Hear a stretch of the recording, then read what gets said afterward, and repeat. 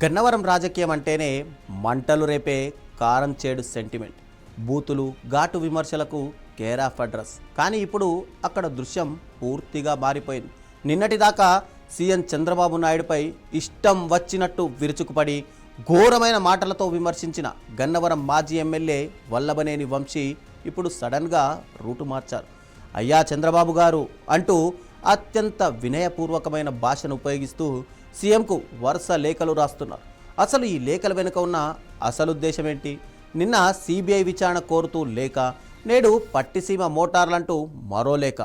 వంశీ వేస్తున్న ఈ రాజకీయ వ్యూహం వెనుక ఉన్న ఆంతర్యమేంటో ఈ స్టోరీలో చూసేద్దాం.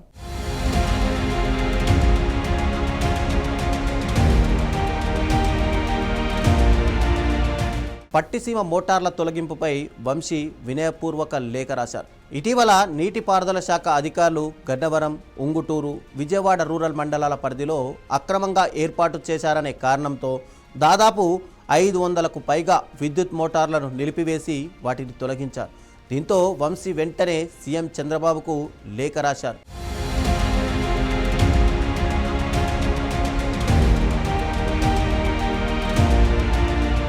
పట్టిసీమ నీటిని మెట్ట ప్రాంతాలకు మళ్లించేందుకు గన్నవరం నియోజకవర్గంలోని 36 కీలక ప్రాంతాల్లో ఈ మోటార్లను ఏర్పాటు చేశామని, వీటి ద్వారా సాగునీటితో పాటు చెరువులను నింపి తాగునీటి ఎద్దడి లేకుండా చేశామని లేఖలో ప్రస్తావించారు.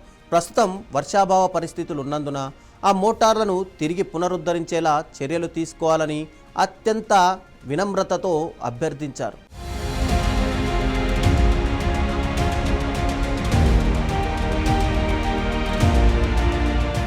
అయితే ఈ లేఖలో వంశీ వాడిన భాష, ప్రస్తావించిన విషయాలే ఇప్పుడు పొలిటికల్ కారిడార్లలో హాట్ టాపిక్గా మారాయి. తాను శాసనసభ్యుడిగా ఉన్న 10 ఏళ్ల కాలంలో అధికారుల నుంచి అనేక అభ్యంతరాలు వచ్చినప్పటికీ అప్పటి సీఎం చంద్రబాబు చొరవతోనే 9 సంవత్సరాల పాటు నిరాటంకంగా పట్టిసీమ నీటిని అందించగలిగామని వంశీ ప్రత్యేకంగా గుర్తు చేశారు. గతంలో చంద్రబాబును, ఆయన కుటుంబాన్ని వ్యక్తిగతంగా తీవ్ర స్థాయిలో దూషించిన వంశీ ఇప్పుడు అదే చంద్రబాబును, పాత నిర్ణయాలను, ఆయన గొప్పతనాన్ని లేఖలో ప్రస్తావించడం అందరినీ ఆశ్చర్యపరుస్తోంది. అంతకుముందు తనపై ప్రస్తుత ఎమ్మెల్యే యార్లగడ్డ వెంకట్రావు చేసిన ఆరోపణలు, కేఎంవి సంస్థ వివాదంపై సిబిఐ విచారణ వేయాలని కోరుతూ కూడా ఇలాంటి వినయపూర్వక లేఖనే పంపడం గమనార్హం.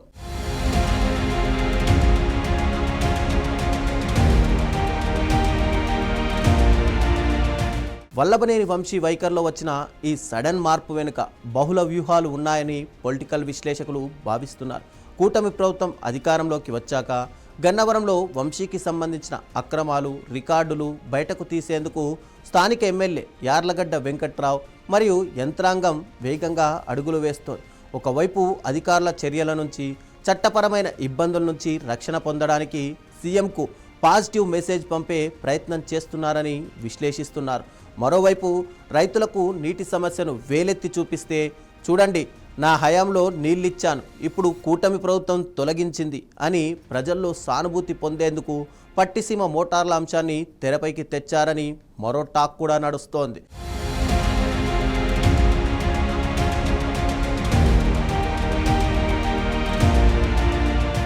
అయితే వంశీ రాస్తున్న లేఖలను, వాడుతున్న వినయపూర్వక భాషను కూటమి నాయకులు ఏమాత్రం నమ్మే పరిస్థితుల్లో లేరని తెలుస్తోంది.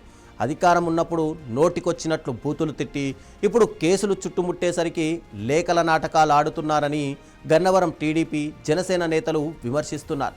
ఇన్నాళ్ళు అక్రమంగా నడిపిన మోటార్లపై చర్యలు తీసుకుంటే దానికి రాజకీయ రంగు పులుముతున్నారని మండిపడుతున్నారు. ఏదేమైనా గన్నవరం టైగర్గా చలామణైన వంశీ ఇప్పుడు లేఖల ద్వారా విజ్ఞప్తులు చేసుకునే స్థాయికి రావడం వెనుక అసలు భయమేంటో నియోజకవర్గాల ప్రజలకు బాగా అర్థమవుతోంది అనే ఒక చర్చ అయితే నడుస్తోంది.